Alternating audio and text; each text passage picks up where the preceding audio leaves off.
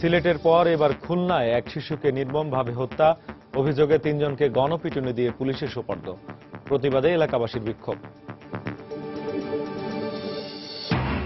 নারায়ণগঞ্জে চলন্ত বাসের সামনে ককটেল ফাটিয়ে গতিরোধ করে এক ব্যবসায়ীকে গুলি করে হত্যা, ব্যাগ ছিনতাই। রাজধানীর অধিকাংশ ফুট ওভারব্রিজের বেহাল দশা, ময়লা আবর্জনার কারণে হয়ে পড়েছে ব্যবহার অনুপযোগী। রয়েছে মাদকাসক্ত ও ছিনতাইকারীদের দৌরাত্ম্য। পদ্মার ভাঙনে আতঙ্কিত রাজশাহীর নদী তীরবর্তী মানুষ, অনেক বাড়িঘর, স্কুল, সরকারি ও বেসরকারি প্রতিষ্ঠান বিলীন হওয়ার আশঙ্কা। এবং ভারত থেকে গরু আসা বন্ধ হওয়ায় চরম অস্থিরতা দেশের বাজারে, মাংসের দাম বেড়ে প্রায় দ্বিগুণ। আসন্ন ঈদে কোরবানি নিয়ে শঙ্কা।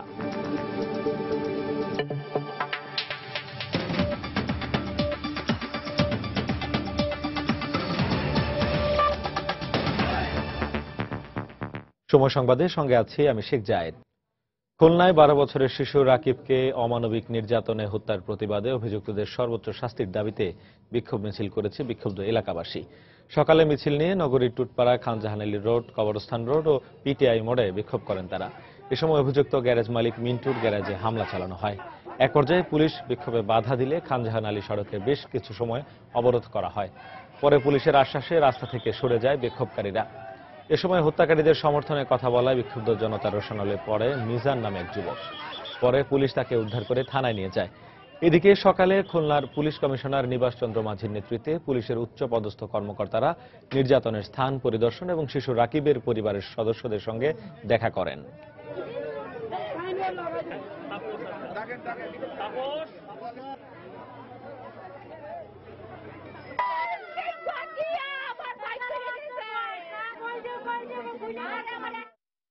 পয়সা বনি মনে হচ্ছিল না, সে কাজটা ছেড়ে দিয়েছে। ছেড়ে দেওয়ার বিধায় তাকে কৌশলগত ডেকে এনে তাকে হত্যা করা হয়। আমরা এমন ভাবে ওদের বিচার চাই। আপনাদের কাছে একটাই অনুরোধ, আমার ছোট ভাই যারা এই অন্যায়ের সঙ্গে জড়িত তাদের অবশ্যই গ্রেফতার করে সুষ্ঠু বিচার আমরা আশা করি। প্রশাসনের কাছে অনুরোধ করছি এদের জন্য কঠিন বিচার করে। আসামিরা যাতে কোনো মতে আইনের ফাঁকে বেরিয়ে না আসে, সেখানে যা যা করা দরকার, সেই আমাদের কি জিনিস এখানে আলামত জব্দ করতে হবে, কি ওই সাক্ষী যারা আছে, দেখার সাক্ষী বা চাক্ষুষ সাক্ষী, তাদেরকে আমরা সুন্দরভাবে সাক্ষীগুলো নেব। আমি এলাকাবাসীর কাছে এটুকু বলবো, এখানে আমাদের কোনো ধরনের কোনো গাফিলতি থাকবে না। এর আগে গতকাল বিকেলে নগরীর টুটপাড়া কবরখানা এলাকায় মধ্যযুগীয় কায়দায় নির্মমভাবে হত্যা করা হয় রাকিবকে। এই ঘটনায় রাতেই বিক্ষুব্ধ এলাকাবাসী এক নারী সহ 3 জনকে গণপিটুনি দিয়ে পুলিশে সোপর্দ করে। পরে নিহতের বাবা আটক 3 জনের নাম উল্লেখ করে মামলা দায়ের করেন। আবুল বাশারের ক্যামেরায় বিস্তারিত জানাচ্ছেন তরিকুল ইসলাম। সিলেটের রাজনের মতো কোনো দোষ ছিল না শিশু রাকিবেরও, তবু নির্মমতার শিকার হয়ে প্রাণ দিতে হলো 12 বছরের এই শিশুকে। স্বজনদের অভিযোগ, মালিকের অত্যাচার সইতে না পেরে 1 বছর আগেই টুটপাড়া কবরখানা এলাকার মিন্টু মিয়ার সাইকেল গ্যারেজ ছেড়ে পাশের পিটিআই মোড়ে আরেকটি গ্যারেজে কাজ নেয় রাকিব। চাকরি ছেড়ে দেওয়ার অপরাধে সোমবার বিকেলে রাকিবের উপর চড়াও হয় মিন্টু ও তার ভাইয়ের ছেলে শরীফ। এ সময় রাকিবকে ধরে নির্মম নির্যাতন করে তারা। এক পর্যায়ে গুরুতর অসুস্থ হয়ে পড়লে তাকে স্থানীয় ক্লিনিকে নিয়ে যায়। অবস্থার অবনতি হলে সেখান থেকে তাকে খুলনা মেডিকেল কলেজ হাসপাতালে নেওয়া হলে মারা যায় রাকিব।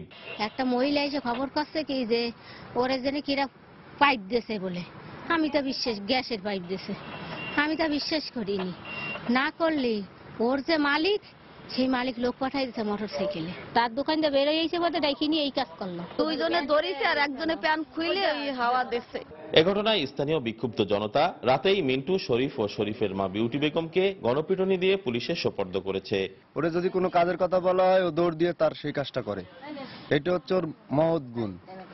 আর এই যে ঘটনাটা এরা ঘটাইছে, এর তদন্ত করে সুষ্ঠু বিচার, আমরা ফাঁসি চাই ওর। সারা দেশব্যাপীর কাছে অনুরোধ, সারা প্রশাসনের কাছে অনুরোধ, যেহেতু এই হত্যাকারীদের চরম শাস্তি হোক। মারা যাওয়ার পরে 11:30 দিকে স্থানীয় লোকজন জানতে পেরে শরীফ, মিন্টু ওর চাচা এবং ওর মাকে উত্তম মধ্যম দিয়ে মারপিট করে পুলিশে সোপর্দ করে।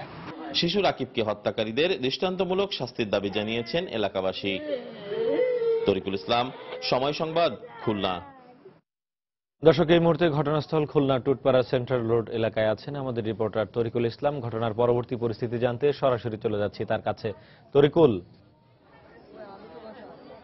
জায়েদ, শিশু রাজন হত্যাকাণ্ডের রেশ কাটতে না কাটতে খুলনাতে কিন্তু গত রাতে একটি ঘটনা ঘটেছে। সেটি হচ্ছে খুলনায়, আমরা এর আগে জানিয়েছি যে খুলনায় শিশু রাকিবকে হত্যা করা হয়েছে। 12 বছর বয়সী শিশুকে নির্মম নির্যাতন চালিয়ে মধ্যযুগীয় কায়দায় আসলে বর্বরচিত ভাবে তাকে মৃত্যুর মুখে ঠেলে দেওয়া হয়েছে এবং সে মারা গেছে। গতকাল রাতে যে ঘটনাটি ঘটেছে এরপর থেকে কিন্তু খুলনার বিভিন্ন জায়গায় মানুষ কিন্তু এই বিষয়টা নিয়ে খুবই মর্মাহত, এবং বিশেষ করে স্থানীয় যে এলাকা টুটপাড়া, এই এলাকায় কিন্তু মানুষ কিন্তু সকাল থেকে বিক্ষুব্ধ অবস্থায় রয়েছে। এখানকার মানুষ পাশাপাশি শোকে মুহ্যমান। তারা কিন্তু শিশুটি রাকিবের মৃত্যুর ঘটনায় একটি হাস্যোজ্জ্বল শিশু, যে শিশুটি এলাকার মানুষের সঙ্গে সবার সঙ্গে মিশে থাকতো, সেই শিশুটির মৃত্যুর ঘটনা কিন্তু তারা কোনোভাবে মেনে নিতে পারছে না। আর তার পরিবার তো আসলে পরিবারের যে সদস্য, মা এবং তার বোন আছে এবং আত্মীয় স্বজন যারা, তারাও কান্নায় ভেঙে পড়ছেন বারবার। কেন বিকেল 4টায় তার মার সঙ্গে দেখা করে রাকিব বাসা থেকে বেরিয়েছে এবং 1 ঘন্টা পরে তার এই দুর্ঘটনার খবরটি তার বাসায় এসে পৌঁছায়। এই ঘটনার পরপরই কিন্তু আমরা এলাকার মানুষের সঙ্গে আমরা যতবার কথা বলেছি, তারা কিন্তু কিছুতেই এটাকে মেনে নিতে পারছে না। কোন সভ্য সমাজের যে এরকম একটি ঘটনা হতে পারে, এটাই সবাই হতবাক হচ্ছে। তবে পুলিশ তাৎক্ষণিকভাবে গণপিটুনি দিয়ে সাধারণ মানুষ পুলিশকে সহায়তা করে পুলিশের হাতে সোপর্দ করেছে যারা এই ঘটনার সাথে অভিযুক্ত তাদেরকে। তো এই মুহূর্তে আমার পাশে একজন আছেন, আমি তার কাছে শুনতে চাইবো যে এই ঘটনার পর তাদের অবস্থা, মনের অবস্থাটা কি একটু বলবেন? তাদের মনের অবস্থা কি রকমের আপনারা ভালোই বোঝেন। তারপরেও সে ওই বাচ্চা এইভাবে হত্যা করছে, এর বিচার আপনারা সুস্থ সবলভাবে করেন। আর ওই খুনিদের শরীফ, মিন্টু, ওর মা, এর বিচার আমরা চাই। জায়েদ, আপনারা শুনতে পেলেন এই মুহূর্তে কতটা বিক্ষুব্ধ এবং তারা উত্তেজিত। যে এই মুহূর্তে আমার পিছনে দেখতে পাচ্ছেন যে এখানে তারা একটি ব্যানার নিয়ে তারা মিছিল করেছে। সকাল থেকে তারা মিছিল করেছে খন্ড খন্ড ভাবে নগরীর টুটপাড়া এলাকায়, খানজাহান আলী এলাকায়, পিটিআর মোড় সহ বিভিন্ন এলাকায়। এবং এই মুহূর্তে বিভিন্ন স্তরের মানুষ কিন্তু এই বাড়িতে আসছে রাকিবের পরিবারের অবস্থা দেখতে। এখানে পুলিশ প্রশাসনে এসেছে, প্রশাসনের ঊর্ধ্বতন মহলও এখানে এসেছে এবং প্রশাসনের ঊর্ধ্বতন মহল থেকে যে আশ্বাসটি পাওয়া গেছে, তারা বলছেন যে শিশু রাকিব হত্যাকাণ্ডের যে ঘটনাটি, এই ঘটনাটি যেন সুষ্ঠু তদন্ত হয়। এই ব্যাপারে প্রশাসন যেমন আশ্বাস দিয়েছেন, তেমনি সাধারণ মানুষও তারা কিন্তু বলছেন যে এই ঘটনা সুষ্ঠু তদন্ত সাপেক্ষে যারা খুনি এবং দোষী তাদের ফাঁসি দিতে হবে। তো এই ছিল জায়েদ আমার কাছে খুলনার রাকিব হত্যাকাণ্ডের সর্বশেষ খবরাখবর। দর্শক, খুলনায় রাকিব হত্যার প্রতিবাদে বিক্ষোভ করছেন এলাকাবাসী এবং তার খুনিদের বিচারের দাবিতে বিক্ষোভ করছিলেন। সেখানকার খবর জানাচ্ছিলেন আমাদের রিপোর্টার তরিকুল ইসলাম। সিলেটে শিশু রাজন হত্যার ঘটনায় দায়িত্ব অবহেলার অভিযোগে অভিযুক্ত পুলিশ সদস্যদের ফৌজদারি আইনে বিচার করা উচিত বলে মন্তব্য করেছেন জাতীয় মানবাধিকার কমিশনের চেয়ারম্যান অধ্যাপক ডক্টর মিজানুর রহমান। সকালে রাজনের স্বজনদের সমবেদনা জানানোর পর তিনি সাংবাদিকদের একথা বলেন। 3 জন পুলিশ কর্মকর্তাকে ক্লোজ করা হয়েছে। আমরা মনে করি যে ক্লোজ করাটা যথেষ্ট নয়। তাদের বিরুদ্ধে অবিলম্বে তাদের বিভাগীয় যে ডিসিপ্লিনারি যে অ্যাকশন, সেটা তো নিতেই হবে।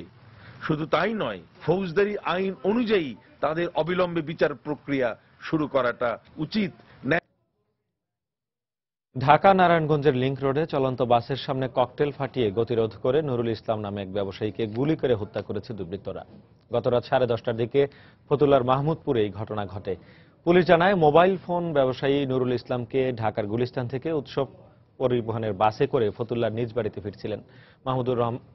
মাহমুদপুর এলাকার সামাদ বানু সিএনজি স্টেশনের সামনে পৌঁছালে ককটেল ফাটিয়ে বাসটির গতিরোধ করে দুর্বৃত্তরা। এই সময় কয়েকজন বাসে উঠে নুরুল ইসলামকে বুকে গুলি করে তার হাতের ব্যাগটি ছিনিয়ে পালিয়ে যায়। তার ব্যাগে কি ছিল জানা যায়নি। গুরুতর আহত অবস্থায় তাকে উদ্ধার করে শহরের খানপুর হাসপাতালে নেওয়া হলে কর্তব্যরত চিকিৎসক মৃত ঘোষণা করেন। নিহত ব্যবসায়ীর রাজধানীর হাতিরপুলে মোতালেব প্লাজায় মোবাইল ফোনের একটি দোকান রয়েছে।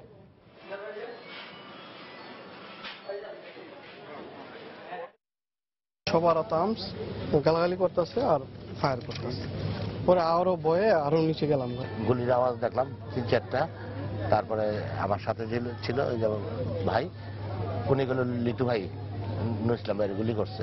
আমরা এটা নিয়ে কাজ করতেছি, আমাদের অফিসাররা পিওতে আছে। আমি এখানে চলে আসছি, এখান থেকে আমিও আবার পিওতে চলে যাব এবং আমাদের যে কাজগুলো এটা অলরেডি শুরু হয়ে গেছে। আমরা আশা করতেছি যে যারা অপরাধী তারা অচিরেই গ্রেপ্তার হবে। নানা অব্যবস্থাপনায় বেহাল দশা রাজধানীর অধিকাংশ ফুটওভার ব্রিজের। পথচারীদের অভিযোগ, ময়লা আবর্জনার কারণে ব্যবহার অনুপযোগী হয়ে পড়েছে এগুলো। এছাড়া রয়েছে মাদকাসক্ত ও ছিনতাইকারী চক্রের অবাধ বিচরণ। বিশেষজ্ঞদের মতে নির্মাণ ত্রুটি আর নানা অব্যবস্থাপনার কারণেই ব্রিজগুলো ব্যবহারে খুব একটা উৎসাহী নন পথচারীরা। এদিকে সমস্যা সমাধানে শিগগিরই ব্যবস্থা নেওয়ার আশ্বাস দিয়ে সিটি কর্পোরেশন বলছে, রাজধানীর কিছু এলাকায় অপরিকল্পিতভাবে ফুটওভার ব্রিজ নির্মাণ করায় বেড়েছে অপব্যবহার। বিস্তারিত জানাচ্ছেন সজল দাস। অব্যবস্থাপনার এমন বাস্তব দৃশ্য রাজধানীর ব্যস্ততম এলাকা শাহবাগের এই ফুট ওভারব্রিজটিতে। মাঝে মধ্যে দু একজন পথচারীর দেখা মিললেও অনেকটা বিরক্তি নিয়েই পার হচ্ছেন তারা। এমন বেহাল অবস্থা রাজধানীর অধিকাংশ ফুট ওভারব্রিজের। ফুট ওভারব্রিজ ব্যবহারে প্রতিনিয়তই এমন সমস্যার সম্মুখীন হতে হয় বলে অভিযোগ পথচারীদের। ফলে ব্রিজ ব্যবহার না করে ঝুঁকি নিয়েই রাস্তা পার হন তারা। এটা করার পর থেকে এমনি পড়ে থাকে, এটা কেউ ব্যবহার করে না। সিটি কর্পোরেশন দেখা অবশ্যই তার দায়িত্ব।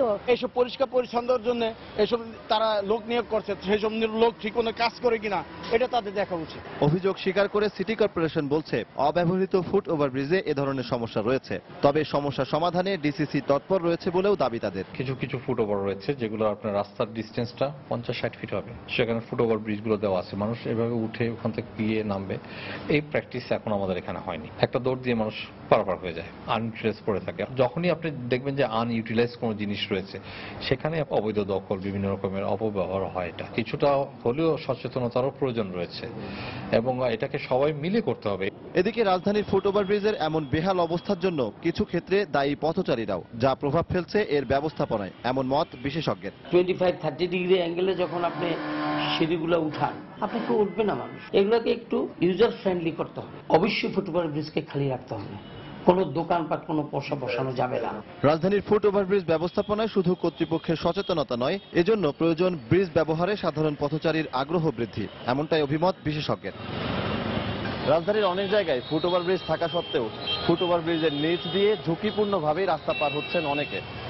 বিশেষজ্ঞরা বলছেন, সাধারণ মানুষকে ফুট ওভারব্রিজ ব্যবহার করাতে আইনশৃঙ্খলা রক্ষাকারী বাহিনীর কঠোর অবস্থানের পাশাপাশি সিটি কর্পোরেশনেরও গুরুত্বপূর্ণ ভূমিকা রাখা উচিত। সজল দাস, সময় সংবাদ, ঢাকা। সময় সংবাদে আরো থাকছে, সঞ্চয়পত্রের সুদ কমায় ক্ষতিগ্রস্ত হচ্ছেন সাধারণ গ্রাহকরা। আয় কমে যাওয়ায় সংসার চালানো নিয়ে উৎকণ্ঠা।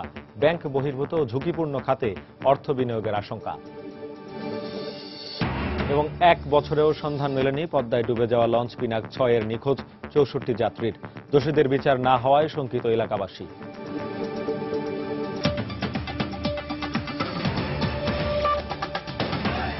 লেখক ব্লগার অভিজিৎ রায় হত্যাকাণ্ডের তদন্তের জন্য নিয়ে যাওয়া আলামত এবং কিছু কারিগরি পরীক্ষার ফল এখনো দিতে পারেনি মার্কিন গোয়েন্দা সংস্থা FBI। তবে ঢাকা মহানগর গোয়েন্দা পুলিশ তদন্তে নিশ্চিত হয়েছে হত্যাকাণ্ডে জড়িত ছিল কমপক্ষে 7 জন। আর এদের সবাই নিষিদ্ধ সংগঠন আনসারুল্লাহ বাংলা টিমের সদস্য। সময় সংবাদকে এসব তথ্য দিয়েছেন গোয়েন্দা পুলিশের যুগ্ম কমিশনার মনিরুল ইসলাম।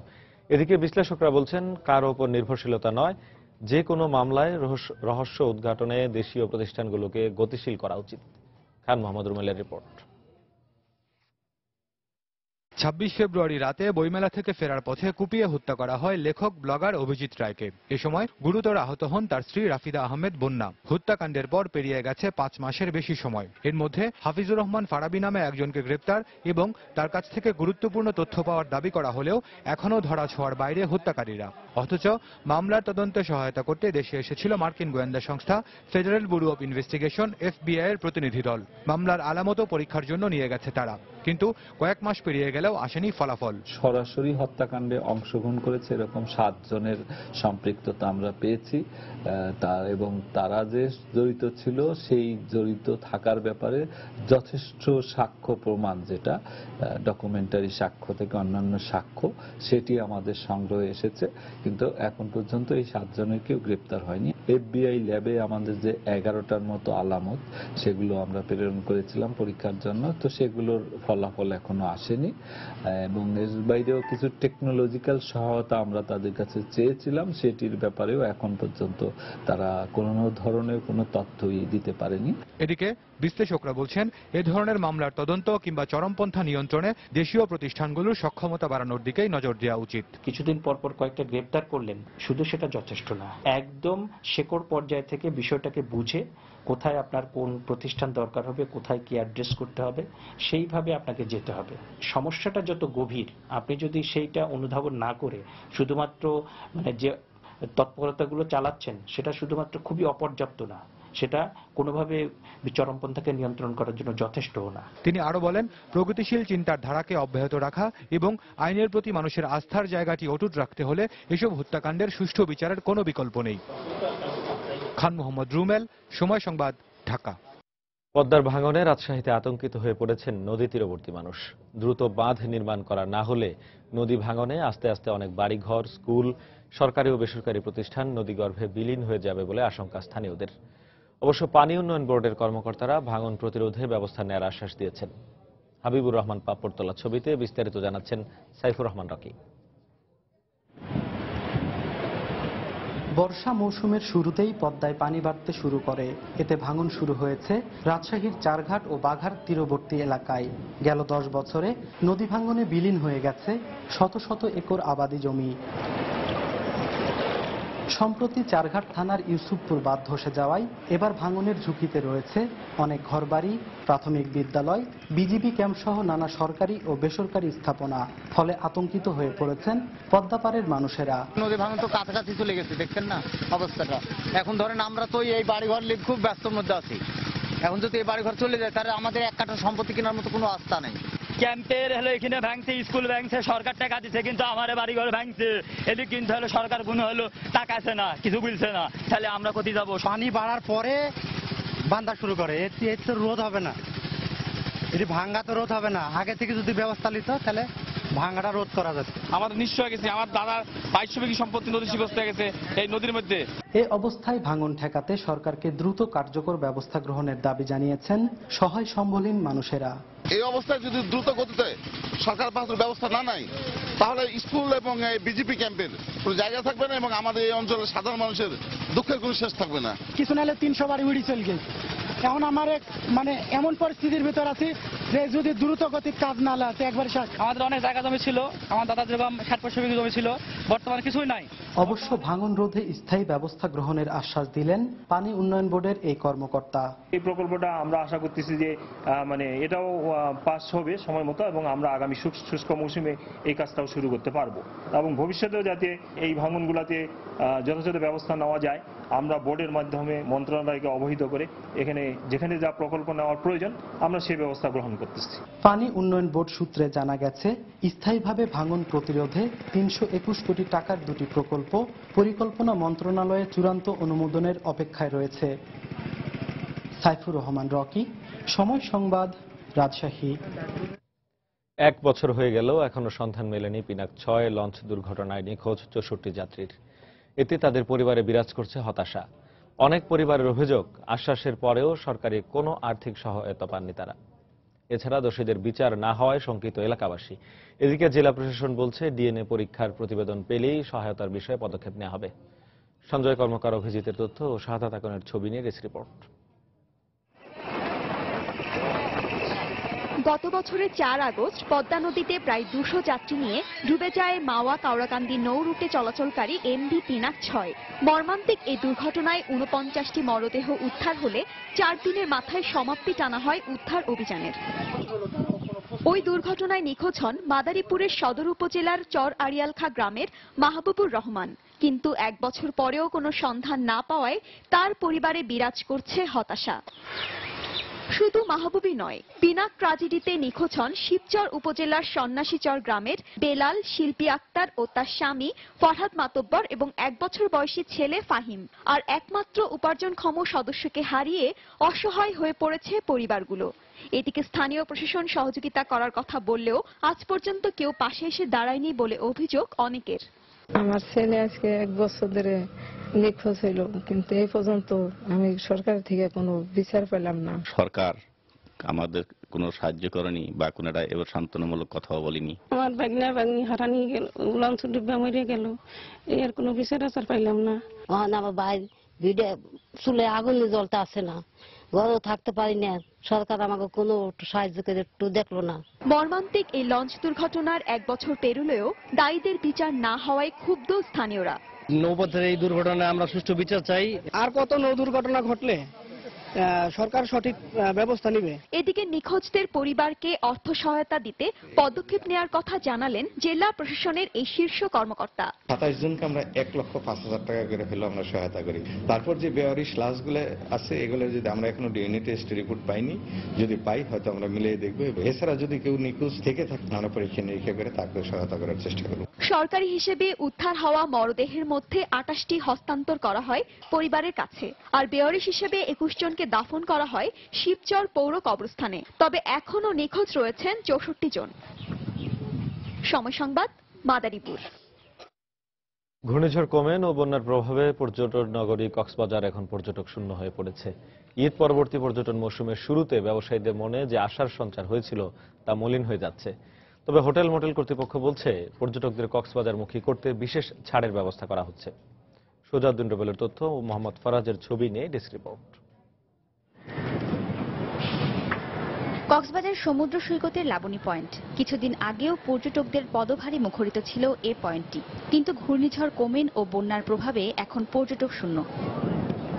শুধু লাবণী পয়েন্টই নয়, সৈকতের 6টি পয়েন্ট সহ 4 শতাধিক hotel motel, guest house, cottage, resort ও বার্মিজ মার্কেট এলাকায় নেই পর্যটকদের ভিড়।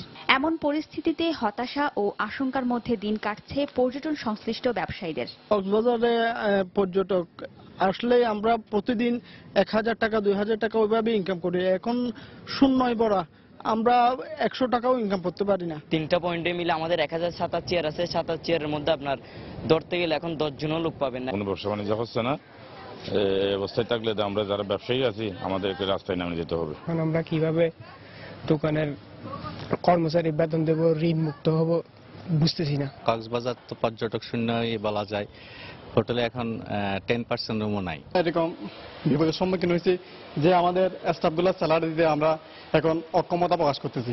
পর্যটক শূন্য হওয়ায় শুধু পর্যটন ব্যবসায় নয়, ধস নেমেছে এয়ারলাইন্স ব্যবসাতেও, এমনটাই জানালেন এ কর্মকর্তা। পর্যটকের আসা যাওয়া খুবই কম, আমাদের এখানে 4টা এয়ারলাইন্স আছে, আসলে ডেলি 10-15টার উপরে টিকিট সেল হচ্ছে না, ফ্লাইটের লুট খুবই কম। এই অবস্থায় হোটেল মালিক সমিতির এই নেতা জানালেন পর্যটকদের কক্সবাজারমুখী করতে বিশেষ ছাড়ের ব্যবস্থা করা হয়েছে। দীর্ঘ খরার পর ঈদ মৌসুমকে সামনে রেখে আমরা যেভাবে আশা করেছিলাম কক্সবাজারে পর্যটকের ব্যাপক জনসমাগম হবে, সেভাবে শুরু হয়েছিল, কিন্তু হঠাৎ করে ঘূর্ণিঝড় কোমেন এবং অব্যাহত বন্যার কারণে হঠাৎ করেই কক্সবাজার একেবারেই পর্যটক শূন্য হয়ে পড়েছে। পর্যটকদেরকে কক্সবাজারমুখী করার জন্য আমরা বিভিন্ন হোটেলে আকর্ষণীয় ডিসকাউন্ট সহ নানা ধরনের প্যাকেজ নিয়েছি। হোটেল মালিকদের দেয়া তথ্যানুযায়ী ঈদের ছুটিতে 1 সপ্তাহে প্রায় 250 কোটি টাকার ব্যবসা করেছে ব্যবসায়ীরা। তবে বর্তমানে পর্যটক শূন্য থাকায় প্রতিদিন 6 কোটি টাকার লোকসান গুনছেন বলে দাবি তাদের। সময় সংবাদ, কক্সবাজার। সঞ্চয়পত্রের উপরে 2% সুদ কমায় ক্ষতিগ্রস্ত হচ্ছেন আয়হীন অবসরপ্রাপ্ত কর্মকর্তা ও কর্মচারীরা। নিত্যপণ্যের দাম বাড়লেও এই অবসরপ্রাপ্তদের একমাত্র আয়ের উৎস সঞ্চয়পত্রের সুদ কমায় সংসার চালানো নিয়ে উৎকণ্ঠায় রয়েছেন তারা। এদিকে সুদের হার কমলেও নিরাপদ বিনিয়োগ খাত হিসেবে বিবেচিত হওয়ায় সঞ্চয়পত্র কেনা বেচা আগের মতোই রয়েছে বলে জানিয়েছেন সংশ্লিষ্টরা। বিস্তারিত ইমতিয়াজ আহমেদের রিপোর্টে। উষা দত্ত বিধবা বৃদ্ধার স্বামী একজন সরকারি কর্মচারী ছিলেন। স্বামী মারা গেছেন 14 বছর আগেই। এখন 2 মেয়েকে নিয়ে তার সংসার চলে স্বামী রেখে যাওয়া কিছু টাকা দিয়ে কেনা সঞ্চয়পত্রের সুদ থেকে। তবে পুরনো সঞ্চয়পত্রের মেয়াদ শেষে নতুন করে ক্রয়ের ক্ষেত্রে কমে যাবে তার মাসিক অর্থের পরিমাণ, কিন্তু খরচ তো দিন দিন বাড়ছে, তাই সংসার চালানো নিয়ে এখন শঙ্কা তার। আমরা তো এই সঞ্চয়পত্রের উপরই নির্ভরশীল, মেয়েকে বিয়ে দিতে পারি নাই এখনো, সংসার চালাতে কাজে সুদ কমে যাওয়ায় আমাদের খুব অসুবিধা হচ্ছে। ঢাকা শহরে চলতে গেলে যে কম টাকা চলা যায় না। সঞ্চয়পত্রের উপর থেকে সুদ কমে যাওয়ায় সবথেকে বেশি বিপাকে পড়ছেন অবসরপ্রাপ্ত সরকারি চাকুরিজীবীরা। যারা আগেই সঞ্চয়পত্র কিনেছিলেন তারা পূর্বে নির্ধারিত হারে সুদ পেলেও মেয়াদ শেষে নতুন করে সঞ্চয়পত্র কেনার ক্ষেত্রে নতুন নির্ধারিত হারে সুদ পাবেন তারা। তাই এ নিয়ে ক্ষোভের শেষ নেই ভুক্তভোগীদের। আমরা কোন রকমই বেঁচে আছি যে এটার উপরে আমাদের এখন চাকরি নেই, যখন আমরা রিটায়ারমেন্ট চলে গেলাম আমরা এখন সবাই কষ্টে আছি। বাড়ানো আরো উচিত ছিল, না বাড়িয়ে বরং আমাদেরটা কমিয়ে দিয়েছে। দুর্মূল্যের বাজারে জিনিসপত্রের যে দাম, সে দামের সাথে এই পরিবার নিয়ে চলাটা আমাদের জন্য খুবই কষ্ট। চলতি বছরের জুনে সঞ্চয়পত্রের সুদের হার 13% থেকে কমিয়ে 11% করা হলো। সঞ্চয়পত্র কেনাবেচা এর কোনো প্রভাব পড়েনি বলে জানালেন সোনালী ব্যাংকের এই কর্মকর্তা। ব্যাংকের থেকে কিন্তু সঞ্চয়পত্র রেটটা এখনো অনেক বেশি। দ্যাটস ওয়াই যে সঞ্চয়পত্র রেট কমার ফলেও লোকজন কিন্তু সঞ্চয়পত্র সেরে ব্যাংকে খুব একটা দাবিত হচ্ছে না এই রেটের কারণে। শেয়ার মার্কেটে কিন্তু অনেকটা স্টেবল মার্কেট, দ্যাটস ওয়াই এখানে কিন্তু এফেক্ট করছে। মানুষ কিছু ক্ষতিগ্রস্ত হয়েছে, বিশিষ্ট যারা বেনিফিশিয়ারি তারা ক্ষতিগ্রস্ত হয়েছে, কিন্তু ব্যাংকিং সেক্টরে সেটা খুব একটা প্রভাব আসে না। তবে সঞ্চয়পত্রের সুদের হার কমার ফলে অনেকেই নন ব্যাংকিং ও ঝুঁকিপূর্ণ খাতে বিনিয়োগে ঝুঁকি পড়তে পারেন বলে আশঙ্কা সংশ্লিষ্টদের। ইমতিয়াজ আহমেদ, সময় সংবাদ, ঢাকা। প্রতিবেশী দেশ ভারত থেকে গরু আসা বন্ধ হয়ে যাওয়ায় চরম অস্থিরতা বিরাজ করছে দেশের বাজারে। বর্তমানে ছোট বড় সব বাজারই অনেকটা গরু শূন্য। এমনিতে গত এক মাসে বাজারে গরুর মাংসের দাম বেড়েছে দ্বিগুণ। আর বন্যায় ক্ষতিগ্রস্ত হয়েছে পশু সম্পদ। এই অবস্থা চলতে থাকলে আসন্ন কোরবানির ঈদে চরম বিপাকে পড়তে হবে বলে আশঙ্কা ব্যবসায়ীদের। বিস্তারিত জানাচ্ছেন কমল দে। প্রতি বছর বাংলাদেশে 10 লাখের বেশি গরুর চাহিদা রয়েছে। এর মধ্যে প্রতিবেশী দেশ ভারত থেকেই আসে 80% গরু। এক্ষেত্রে বৈধভাবে আমদানি সুযোগ কম থাকায় মূলত বিভিন্ন সীমান্তের চোরাই পথে ভারত থেকে এসব গরু বাংলাদেশে প্রবেশ করে। বাংলাদেশে প্রবেশের পর নির্ধারিত শুল্ক দিয়ে গরুর চালানকে বৈধ করা হয়, কিন্তু ভারত সরকারের নিষেধাজ্ঞার কারণে গত 2 মাস ধরে চোরাই পথে গরু আসা প্রায় বন্ধ। এই অবস্থায় অস্থির গরুর পাশাপাশি মাংসের বাজারও। রমজান থেকে শুরু করে বাজারে কোনো গরু উঠতেছে না, যার কারণে আমাদের বাইরে থেকে গরু আসতে হবে, না আসলে আমরা কুরবানি দেওয়া খুবই কষ্টকর হবে। বাজার গরম হবে, গরু কিনানোর জায়গায় ছাগল কিনবে। এখন তো গরুর গোস্তের কেজি যে পরে আর 500-600 টাকা, ইন্ডিয়ার থেকে নোয়ারে 700 টাকা পড়বো। অন্যদিকে চাহিদা অনুযায়ী গরু না আসায় ক্ষতির মুখে পড়তে হচ্ছে বলে দাবি হাটের ইজারাদারদের। শেষেতে কোরবানির সময় গরুর সংকট নিয়েও শঙ্কায় রয়েছেন ইজারাদারের পাশাপাশি ব্যাপারীরাও। ইন্ডিয়ান গরু কিছু আসতে হবে, এরপরে না মনে করেন বেচা কিনি ঠিকঠাক মতন হবে, না আসলে গরুর দাম বাড়ি যাবে না। এটা 10,000, এটা 40,000 এরকম দাম হবে, দাম কম হবে না। যদি ইন্ডিয়ান গরু আসে তাহলে কিছু সীমিত হবে। পোড়াটি করাটা কষ্ট হবে, যেহেতু দেশীয় বন্যা পরিস্থিতি গরু অনেক তো মারাই গেছে, প্লাস এমনি গরু বছর কম। চট্টগ্রামে বেশি কোরবানি হয়, ইন্ডিয়ান গরুর চাহিদা তখন বেশি থাকে। যদি ইন্ডিয়ান গরুর চাহিদা যদি না আসে তাহলে এখানে দেশি গরুর চাহিদা বৃদ্ধি পেয়ে যাবে এবং গরুর দামও বেশি হবে, তখন অনেক লোক কোরবানি করতে পারবে না। শুধুমাত্র চট্টগ্রাম শহরে ছোট বড় 15টি হাটে কোরবানির পশু বিক্রি করা হয়। এছাড়া জেলার বিভিন্ন স্থানে আরো শতাধিক গরুর বাজার রয়েছে। এর মধ্যে গত বছর বিক্রি হয়েছে অন্তত 2 লাখ গরু। শুধু ঈদের সময় নয়, ব্যাপক চাহিদার কারণে চট্টগ্রামের গরুর বাজারগুলো বছরের পুরোটা সময় থাকে গরুতে পরিপূর্ণ। কিন্তু ভারত থেকে গরু আসা বন্ধ হয়ে যাওয়ায় এখন সবগুলো বাজারে একই চিত্র, শূন্য পড়ে আছে গরুর বাজারগুলো। আর এর ফলে খুচরা বাজারে বাড়ছে গরুর মাংসের দাম। চট্টগ্রামের সাগরিকা গরু বাজার থেকে কমল দে, সময় সংবাদ। বেসরকারি বিশ্ববিদ্যালয়ের উপর আরোপিত ভ্যাট প্রত্যাহারের দাবিতে মানববন্ধন ও বিক্ষোভ সমাবেশ করেছে বিভিন্ন বেসরকারি বিশ্ববিদ্যালয়ের শিক্ষার্থীরা।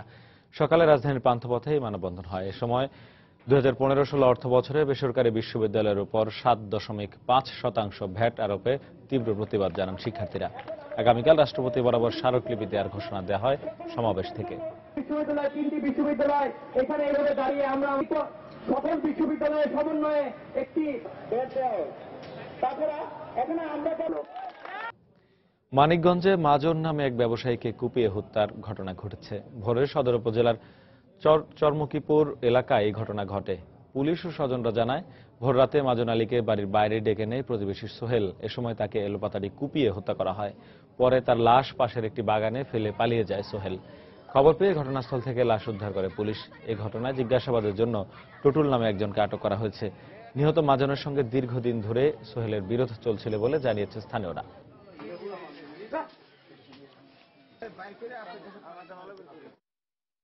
লাশের মুখে এবং কানের নিচে বিভিন্ন জায়গায় ক্ষত বিক্ষত দাগ আছে এবং কাটা দাগ আছে। একটু মারার বর্তমান তদন্ত কার্য চলছে, তদন্ত কাজ শেষে পুরো রেজাল্ট বলা যাবে। ঢাকা মেডিকেল কলেজ এলাকা থেকে সুটকেস বন্দি এক শিশুর লাশ উদ্ধার করেছে শাহবাগ থানা পুলিশ। গত মধ্যরাতে হাসপাতালের নার্সিং কলেজের সামনে একটি সুটকেস দেখতে পেয়ে উপস্থিত লোকজন পুলিশে খবর দেয়। পুলিশ সুটকেসটি খুলে ভেতরে 8-9 বছরের একটি শিশুর লাশ দেখতে পায়। কে বা কারা সুটকেসটি সেখানে ফেলে গেছে সে বিষয়ে কিছুই জানতে না পারলেও শিশুটির শরীরে আঘাতের ক্ষতচিহ্ন দেখে পুলিশের ধারণা শিশুটি গৃহকর্মী ছিল এবং তাকে নির্যাতন করে হত্যা করা হয়েছে। ময়না তদন্তের জন্য লাশ ঢাকা মেডিকেল কলেজ হাসপাতালের মর্গে রাখা হয়েছে। এ ব্যাপারে পুলিশ বাদী হয়ে একটি হত্যা মামলা দায়ের করেছে। হয়তো কোনো বাসায় তাকে কাজে লোক হিসেবে রাখছিল, এরকম তার শরীরে বিভিন্ন জায়গায় জখম, বিভিন্ন জায়গায় পিছে বিভিন্ন স্থানে এতখানি করে চামড়া ওঠানো, মানে বোঝা যাচ্ছে হয়তো বা কিছু দিয়ে দ্বারা সেক দেওয়া।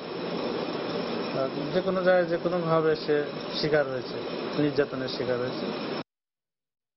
মেডিকেল কলেজের শিক্ষা কার্যক্রমে ক্যারিয়ান পদ্ধতি বহাল রাখার দাবিতে বিক্ষোভ সমাবেশ এবং অবস্থান ধর্মঘট করেছে স্যার সলিমুল্লাহ মেডিকেল কলেজের শিক্ষার্থীরা।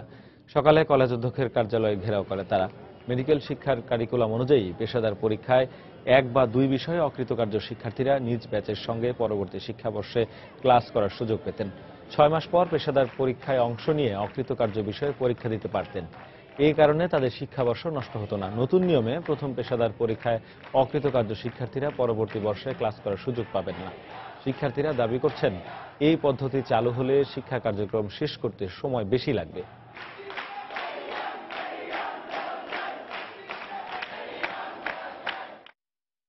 আমরা এই অমানবিক প্রথার বিরুদ্ধে আসছি। আমাদের একটাই এখন দাবি, আমরা এই ক্যারিয়ন সিস্টেম পুনর্বহাল চাই। এটা হলে হবে কি, আমরা তখন আমাদের জীবন থেকে 2টা কিংবা 1টা বিসিএস হারায় ফেলবো এবং প্রত্যেকটা বছর প্রায় 2 থেকে 3 হাজার ইন্টার্ন ডাক্তার কম বেরোবে এবং এটা স্বাস্থ্য খাতের জন্য খুবই হুমকি স্বরূপ। আমরা পরীক্ষা দিতে পারবো না, সাথে আবার বসে থাকতে হবে। আর একটা সাবজেক্ট আমরা 6 মাস ধরে নিশ্চয়ই পড়া যায় না। আর যখন আমরা দেখবো যে আমাদের সাথে যারা ছিল তারা ওয়ার্ড করছে, তারপরে হসপিটালে যাচ্ছে, তখন আমাদের জন্য এটা আসলেই খুব প্যারাদায়ক হবে, পেইনফুল হবে। দেশের বাইরের খবর। ভারতের মুম্বাইয়ে একটি 3তলা আবাসিক ভবন ধসে 11 জন মারা গেছেন এবং আহত হয়েছেন বেশ কয়েকজন। আজ ভোরে মুম্বাইয়ের থানেতে এই দুর্ঘটনা ঘটে। ভবনের ধ্বংসস্তূপের নিচে কমপক্ষে 10 জন আটকা পড়ে আছেন বলে জানিয়েছেন উদ্ধারকর্মীরা। উদ্ধার অভিযান এখনো চলছে। ভবনটিতে 5টি পরিবার বসবাস করত। গত 2 বছর ভবন ধসে ভারতে প্রায় 100 জন মারা গেছেন।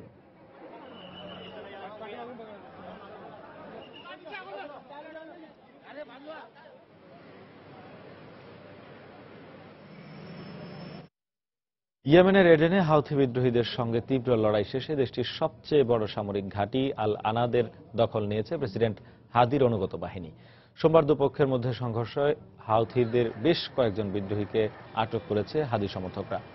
তবে তাৎক্ষণিকভাবে হতাহতের কোনো খবর নিশ্চিত করেনি গণমাধ্যম। এর ফলে এডেন বন্দর এলাকায় সরকারের নিয়ন্ত্রণ পুনঃপ্রতিষ্ঠা হয়েছে বলে জানায় গণমাধ্যম। পাশাপাশি উত্তরাঞ্চলীয় তাইজ শহরে প্রবেশের মহাসড়কটিও হাউথি মুক্ত হয়েছে বলে দাবি হাদি সমর্থকদের। গণমাধ্যমের খবরে বলা হয়, সোমবারের লড়াইয়ে হাদি বাহিনীকে সহযোগিতায় আনাদ সামরিক ঘাঁটি লক্ষ্য করে 4 দফা বিমান হামলা চালিয়েছে সৌদি জোট। হাদি বাহিনীকে মদত দিতে এডেন ও তাইজে প্রায় 1,500 আরব সেনা প্রবেশ করেছে। সৌদির সামরিক সূত্রের বরাত দিয়ে গণমাধ্যমের খবরে বলা হয়, হাউথিমুক্ত এডেনে ট্যাঙ্ক ও সাঁজোয়া যান নিয়ে প্রবেশ করেছে জোটের সেনারা।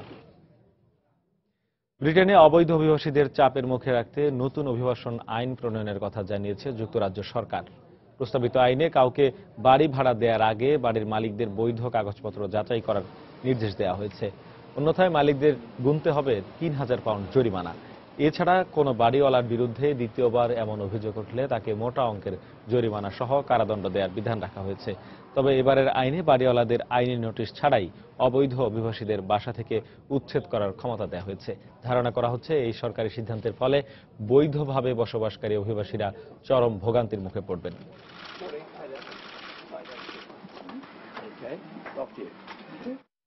ষষ্ঠ দিনে কিছুটা নিয়ন্ত্রণে এসেছে যুক্তরাষ্ট্রের ক্যালিফোর্নিয়ার লেকপোর্ট বনাঞ্চলের ভয়াবহ দাবানল। গত বুধবার শুরু হওয়া দাবানলে পুড়ে গেছে প্রায় 60,000 একর বনাঞ্চলের গাছপালা। ক্যালিফোর্নিয়ার বন বিভাগ সূত্রে জানা গেছে, গত শনিবার মাত্র 5 ঘন্টায় দাবানলে প্রায় 20,000 একর ছড়িয়ে পড়ে।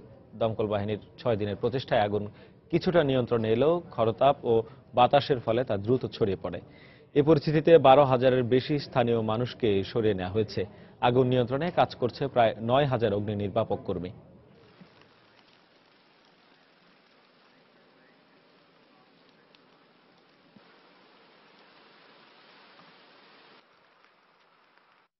খেলার খবর। শীর্ষ দল দক্ষিণ আফ্রিকার বিপক্ষে সিরিজ ড্রয়ের কারণে র্যাঙ্কিংয়ে কোনো পরিবর্তন না হলেও 6 রেটিং পয়েন্ট বেড়েছে বাংলাদেশের। অন্যদিকে রেটিং পয়েন্ট হারিয়েছে দক্ষিণ আফ্রিকা। সিরিজ শুরুর আগে বাংলাদেশের রেটিং পয়েন্ট ছিল 41। শীর্ষ টেস্ট দলের বিপক্ষে সিরিজ ড্র করায় 6 রেটিং পয়েন্ট বেড়েছে স্বাগতিকদের। ফলে নিজেদের টেস্ট ইতিহাসের সর্বোচ্চ 47 রেটিং পয়েন্ট এখন টাইগারদের। যদিও র্যাঙ্কিংয়ের আগের অবস্থান 9-এই আছে টাইগাররা। অন্যদিকে রেটিং পয়েন্ট কমলেও এখনও শীর্ষে আছে দক্ষিণ আফ্রিকা। এছাড়া ব্যক্তিগত র্যাঙ্কিংয়েও উন্নতি হয়েছে বাংলাদেশের ক্রিকেটারদের। ব্যাটসম্যানদের র্যাঙ্কিংয়ে 7 ধাপ এগিয়ে মুশফিকের অবস্থান এখন 42তম। এছাড়া 2 ধাপ এগিয়ে মমিনুল হক অবস্থান করছেন 25তম স্থানে। এছাড়া ইমরুল 1 ও নাসির এগিয়েছেন 2 ধাপ। অন্যদিকে টেস্টের শীর্ষ অলরাউন্ডারের স্থান ধরে রেখেছেন Shakib Al Hasan. Zimbabwe New Zealand one day series প্রসঙ্গ। জিম্বাবুয়ের কাছে 3 ম্যাচ সিরিজের প্রথম ওয়ানডেতে হেরে অঘটনের শিকার নিউজিল্যান্ড। একই প্রতিপক্ষের বিপক্ষে দ্বিতীয় ওয়ানডেতে আজ মাঠে নামবে।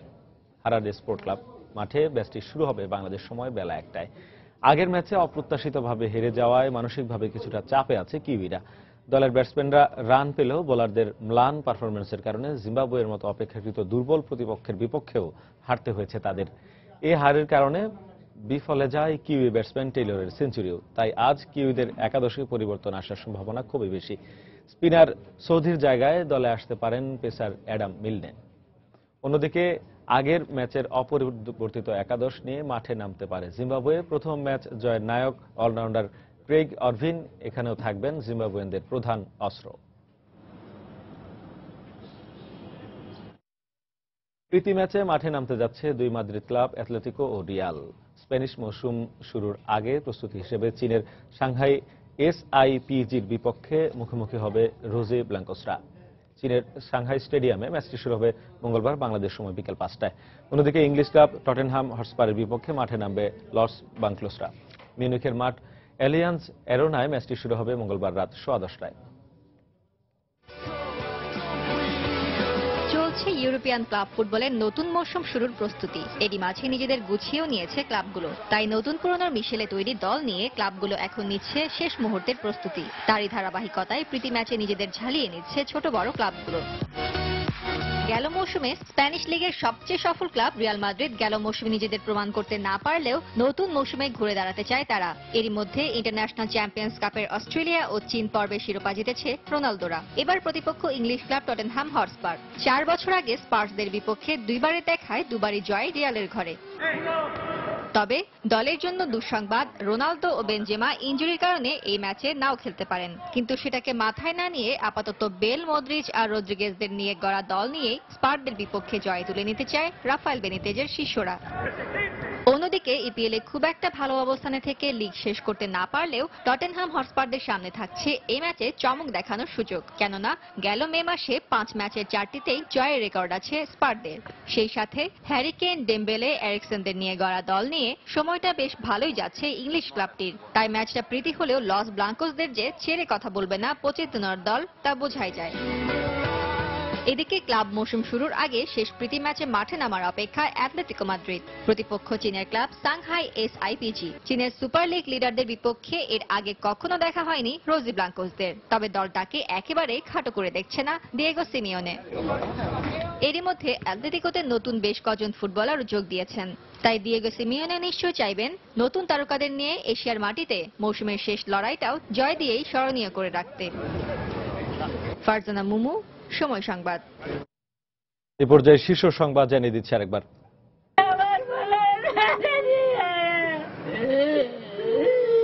আমার কোলে ফিরেই দে। সিলেটের পর এবার খুলনায় এক শিশুকে নির্মমভাবে হত্যা। অভিযোগে 3 জনকে গণপিটুনি দিয়ে পুলিশের সোপর্দ। প্রতিবাদে এলাকাবাসীর বিক্ষোভ। নারায়ণগঞ্জে চলন্ত বাসের সামনে ককটেল ফাটিয়ে গতিরোধ করে এক ব্যবসায়ীকে গুলি করে হত্যা। ব্যাগ ছিনতাই। রাজধানীর অধিকাংশ ফুটওভার ব্রিজের বেহাল দশা, ময়লা আবর্জনার কারণে হয়ে পড়েছে ব্যবহার অনুপযোগী, রয়েছে মাদকাসক্ত ও ছিনতাইকারীদের দৌরাত্ম্য। পদ্মার ভাঙনে আতঙ্কিত রাজশাহীর নদী তীরবর্তী মানুষ, অনেক বাড়িঘর, স্কুল, সরকারি ও বেসরকারি প্রতিষ্ঠান বিলীন হওয়ার আশঙ্কা। এবং ভারত থেকে গরু আসা বন্ধ হওয়ায় চরম অস্থিরতা দেশের বাজারে, মাংসের দাম বেড়ে প্রায় দ্বিগুণ, আসন্ন ঈদে কোরবানি নিয়ে শঙ্কা। এই ছিল এখনকার মতো। যে কোনো খবর পেতে ভিজিট করুন সময়নিউজ.টিভি। যে কোনো বাংলা লিংক, রবি ও সিটিসেল নম্বর থেকে সময় সংবাদের খবর, অনুষ্ঠান সম্পর্কে জানতে এবং যে কোনো তথ্য সময় সংবাদকে জানাতে ডায়াল করুন 1624 নম্বরে। এছাড়া এই মাত্র খবর মোবাইলে পেতে SMS করুন SN লিখে পাঠিয়ে দিন 1624 নম্বরে। সঙ্গে থাকুন সময়।